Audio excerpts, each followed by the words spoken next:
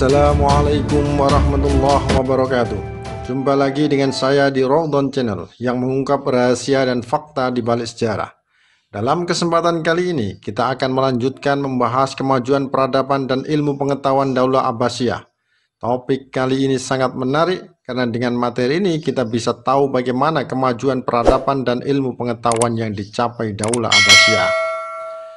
Selain itu, pada lanjutan topik kali ini, kita akan mengungkap banyak misteri termasuk rahasia di balik keberhasilan daulah ini membawa umat Islam mencapai puncak kejayaan atau The Golden Age of Islam. Dan siapa-siapa saja khalifah yang berjasa atas kemajuan daulah ini? Juga mengapa banyak khalifah sampai harus berseteru dengan para ulama hingga menjebloskan ke penjara? Ingin tahu? Insya Allah semua akan kita bahas di sini. Yuk kita mulai membahasnya. Daulah Abbasiyah merupakan dinasti kelanjutan dari Daulah Umayyah yang digulingkan. Daulah ini berkuasa selama 509 tahun mulai tahun 750 Masehi hingga 1258 Masehi di bawah kepemimpinan 37 khalifah. Selama 5 abad lebih itu, Daulah Abbasiyah berhasil membawa umat Islam mencapai puncak kejayaan atau lebih populer disebut The Golden Age of Islam. Berbagai kemajuan terjadi di hampir semua bidang dan lini. Salah satu kunci kemajuannya adalah gerakan penterjemahan, sebuah gerakan penterjemahan naskah-naskah kuno Romawi atau Yunani, Persia, hingga India yang juga pernah dilakukan di era sebelumnya Daulah Umayyah. Jadi, gerakan penterjemahan merupakan embrio lahirnya kemajuan yang dicapai Daulah Abbasiyah. Dan gerakan tersebut tidak lepas dari peranan khalifah kedua Daulah Abbasiyah, Abu Ja'far al-Mansur, yang mempelopori gerakan penterjemahan buku-buku kuno warisan peradaban pra-Islam. Khalifah al-Mansur juga menimbang buku seharga emas, sehingga melahirkan para pegiat ilmu pengetahuan dari berbagai kalangan. Ulama dan ilmuwan dari berbagai daerah pun didatangkan untuk mengajari pelajar. Dengan demikian gerakan pembukuan atau tasnif dan kodifikasi atau tadwin, ilmu tafsir, hadis, fikih, sastra, serta sejarah mengalami perkembangan cukup pesat. Pada masa sebelumnya, para pelajar dan ulama dalam melakukan aktivitas keilmuan hanya menggunakan lembaran-lembaran yang belum tersusun rapi. Al-Mansur merupakan khalifah pertama yang memberikan perhatian besar terhadap ilmu-ilmu kuno pra-Islam. Kebijakan Khalifah Abu Ja'far al-Mansur memindah ibu kota dari wilayah Anbar atau Hasimiyah ke Baghdad juga memberi dampak besar terhadap kemajuan daulah karena kondisinya menjadi aman sehingga seluruh energi bisa dicurahkan untuk membangun Daulah Abbasiyah dengan cepat. Rintisan Khalifah kedua Al-Mansur semakin disempurnakan generasi berikutnya dengan lahirnya Baitul Hikmah di era Khalifah kelima Harun ar-Rasyid, sebuah perpustakaan yang sekaligus difungsikan sebagai pusat pengembangan ilmu pengetahuan. Lembaga ini sebenarnya merupakan kelanjutan dari masa sebelumnya, yakni Imperium Sasania Persia bernama Jundis Habur Academy. Pada masa Harun ar-Rasyid, namanya kemudian diubah menjadi Khizanah al-Hikmah atau Khazanah Kebijaksanaan, berfungsi sebagai perpustakaan dan pusat penelitian.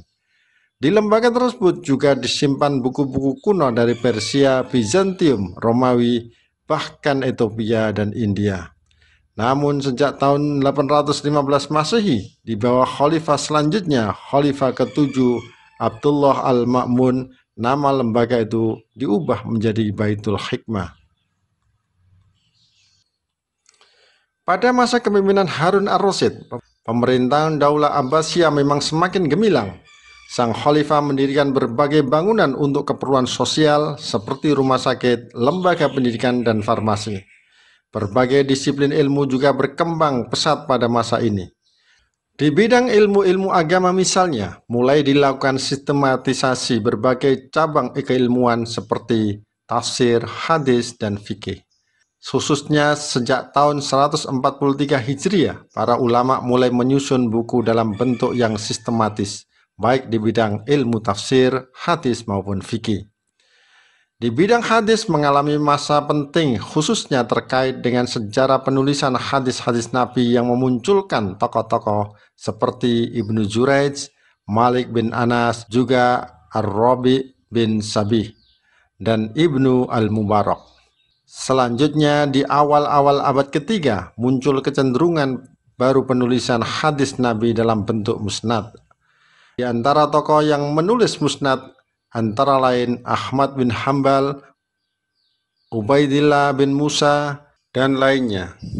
Perkembangan penulisan hadis berikutnya muncul tren baru yang bisa dikatakan sebagai generasi terbaik sejarah penulisan hadis, yakni munculnya kecenderungan penulisan hadis yang didahului oleh tahapan penelitian dan pemisahan hadis-hadis sahih dari yang dhaif, palsu, sebagaimana dilakukan Imam Bukhari dan Imam Muslim, guru dan murid. Mereka meneruskan rintisan kodifikasi hadis yang sudah dilakukan di era sebelumnya, Daulah Umayyah, bahkan menyempurnakannya. Sang guru Imam Bukhari menyusun kitab berjudul Al-Jami'ul Musnadus Sahihil Mu'tasar min Umuri Rasulillah sallallahu alaihi wasallam wa sunnihi, atau yang lebih dikenal dengan Sahih Bukhari. Begitu juga dengan muridnya Imam Muslim menyusun kitab Sahih Muslim. Kedua kitab hadis tersebut kini dikenal dengan Sahih Bukhari Muslim. Kitab hadis ini terbilang paling unggul karena memuat di dalamnya bersambung sanadnya sampai kepada Rasulullah SAW, menunjukkan kesohihannya. Tentu karya Imam Bukhari dan Muslim ini menjadi hadiah berharga bagi umat Islam, karena saat itu banyak beredar hadis-hadis palsu yang sulit dibedakan dengan hadis sahih. Dan untuk memilah dan memastikan hadis sahih atau palsu, Imam Bukhari sampai harus berkelana ke satu negeri ke negeri lainnya selama 15 tahun hingga tersusunnya kitab tersebut. Apa yang dirintis Imam Bukhari dan Muslim juga diikuti ulama besar lainnya, menyusun kumpulan hadis-hadis Nabi seperti Ibnu Majah, Abu Dawud, At-Tirmidzi, serta An-Nasai. Sama seperti kitab karya Imam Bukhari dan Muslim, karya mereka juga diakui kesohihannya. Keenam kitab hadis inilah yang kini dijadikan sebagai rujukan utama umat Islam yang kemudian dikenal sebagai Kutubus Sittah. Bukan hanya bidang hadis, ilmu fikih juga berkembang pesat di Daulah Abbasiyah. Bahkan dua ulama besar yang lahir dan besar di era sebelumnya, Daulah Umayyah yang menjadi rujukan madhab, yakni Imam Abu Hanifah di Kufah dan Imam Malik bin Anas di Madinah, masih hidup dan punya pengaruh besar di era Daulah Abbasiyah. Di era ini juga muncul dua ulama besar baru lagi, yakni Imam Syafi'i di Palestina dan Imam Hambali di Baghdad, Irak. Kemunculan Imam Syafi'i dan Imam Hambali menyempurnakan khazanah intelektual dunia Islam, khususnya bidang hukum Islam yang menjadi rujukan umat Islam hingga kini dan mengelompokkan menjadi 4 madhab.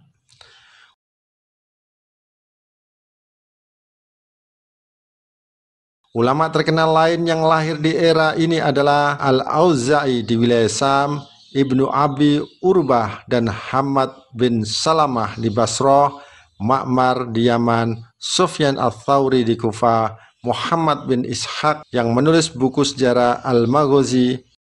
Pada masa ini, ilmu tafsir menjadi ilmu mandiri yang terpisah dari ilmu hadis. Buku tafsir lengkap dari surat Al-Fatihah sampai An-Nas juga mulai disusun. Pertama kali yang melakukan penyusunan tafsir lengkap adalah Yahya bin Ziyad Ad-Dailami, atau yang lebih dikenal dengan sebutan Al-Farra.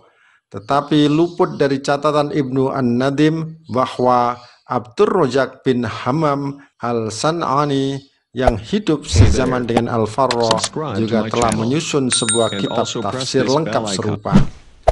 Disiplin keilmuan lain yang juga mengalami perkembangan signifikan adalah ilmu sejarah yang dipelopori Ibnu Ishaq, kemudian dilanjutkan Ibnu Hisam.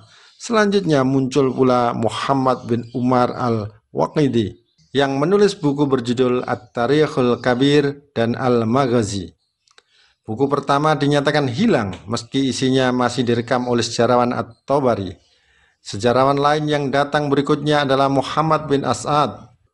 dengan karya besarnya berjudul At-Tabaqatul Kubra, serta Ahmad bin Yahya al-Balazuri yang menulis Futuhul Buldan.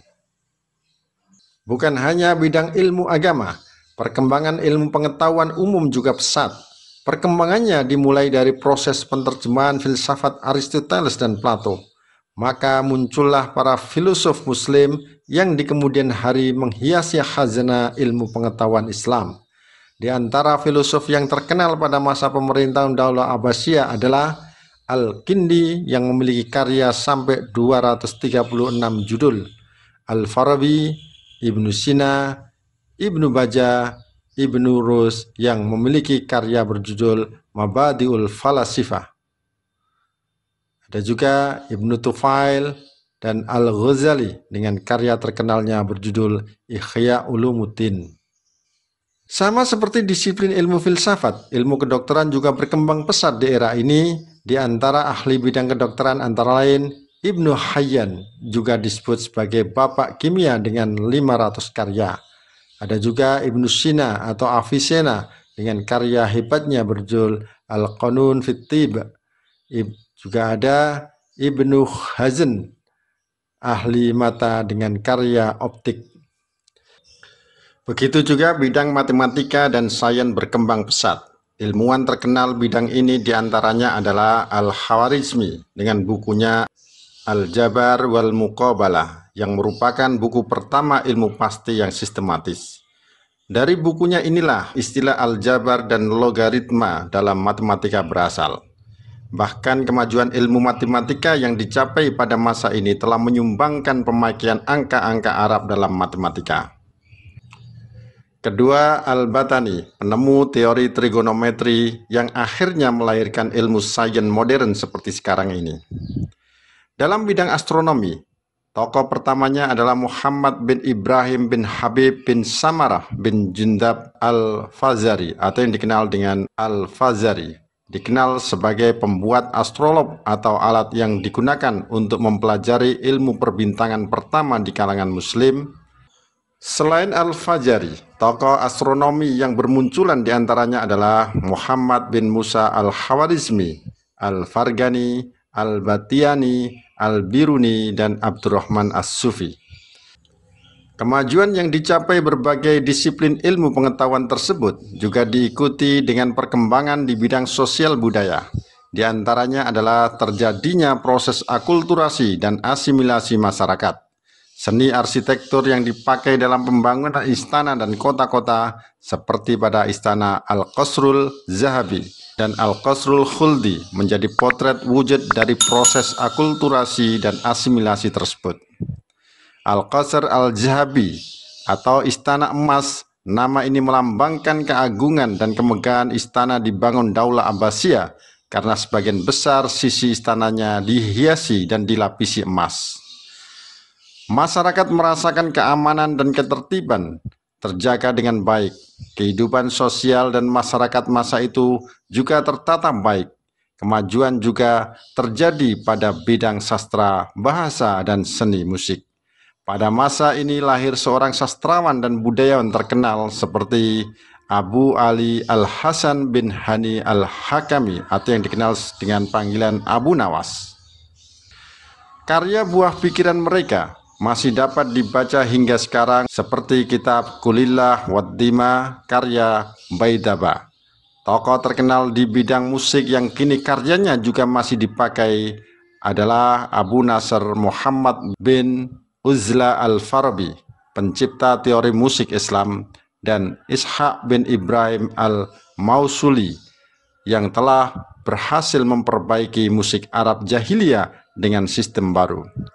Buku musiknya yang terkenal adalah kitab Al-Han wal Angham, buku not dan irama.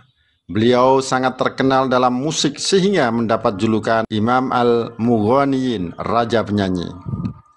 Perkembangan pesat juga terlihat pada pembangunan infrastruktur. Kota-kota indah pun bermunculan sebagai pusat peradaban Daulah Abbasiyah seperti kota Baghdad, Samarah, Karah Hasimiyah, Mesir, dan lainnya. Baghdad didirikan oleh Khalifah Abu Ja'far Al-Mansur, terletak di tepi sungai Tigris atau Dajlah. Kota Baghdad dikenal sebagai kota terindah di dunia. Kota ini dikenal memiliki hasil karya spektakuler dan banyak digandrungi masyarakat setempat, hingga diabadikan dalam sebuah karya berjudul Alful Laila wal Laila atau Kisah 1001 Malam karya Abu Nawas.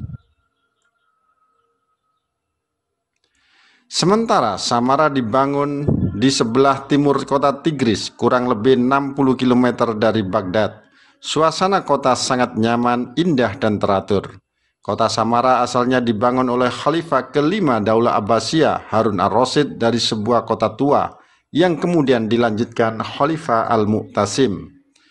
Kota lain yang muncul sebagai pusat peradaban Daulah Abbasiyah adalah kota Anbar atau Hasimiyah, yang menjadi ibu kota pertama Daulah Abbasiyah. Kota ini dibangun Khalifah pertama Abul Abbas As-Sofa. Kota lain yang juga muncul adalah Karah, yang dibangun Khalifah Abu Ja'far Al-Mansur sebagai kota bayangan dari ibu kota Baghdad. Juga ada kota Mesir, Bukhara, dan Samarkand. Itulah yang terlihat di era Daulah Abbasiyah. Kemajuan pesat terjadi di hampir semua bidang hingga era ini disebut sebagai The Golden Age of Islam atau puncak kejayaan Islam. Sebuah prestasi membanggakan karena hanya Daulah Abbasiyah lah yang mampu mengantarkan umat Islam mengalami puncak kejayaan yang hingga kini tidak ada satupun daulah yang mampu menandingi, meski Daulah Turki Utsmani sekalipun. Dan kunci keberhasilan Daulah Abbasiyah adalah dari gagasan brilian Khalifah kelima Harun ar-Rasyid membangun Baitul Hikmah, sebuah perpustakaan yang sekaligus difungsikan sebagai pusat kajian ilmu pengetahuan.